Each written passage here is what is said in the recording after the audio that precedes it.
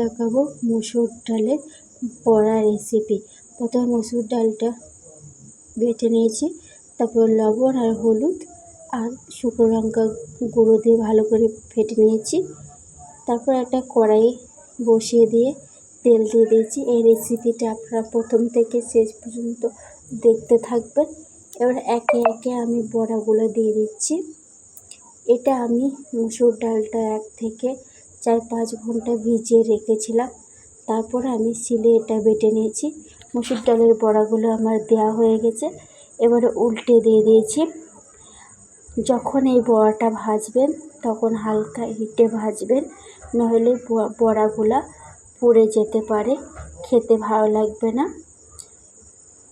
বড়াগুলো আমার ভাজা হয়ে গেছে, এবার একে একে একটা পাত্রতে আমি তুলে নিচ্ছি। এই রেসিপিটা যদি আপনাদের ভালো লেগে থাকে লাইক কমেন্ট শেয়ার করে দেবেন। বড়াগুলো আমার তোলা হয়ে গেছে, আপনারা সকলেই দেখতে পাচ্ছেন। এবার সেই তেলেতেই আমি দিয়ে দেবো পেঁয়াজ কুচি। পেঁয়াজটা লাল লাল হয়ে ভাজা হয়ে আসলে আমি দিয়ে দেবো আদা বাটা।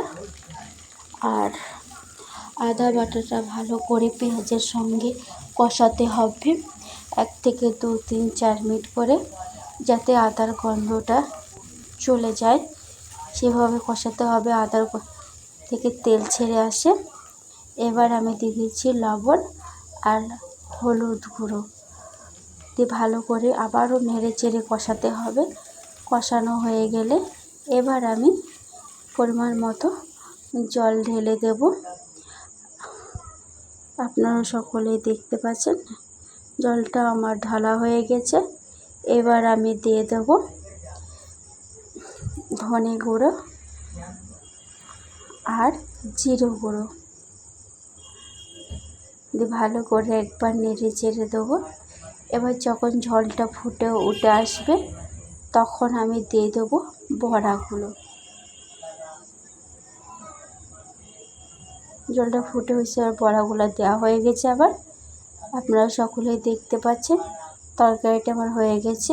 আপনারা সকলে ভালো থাকবেন, সুস্থ থাকবেন।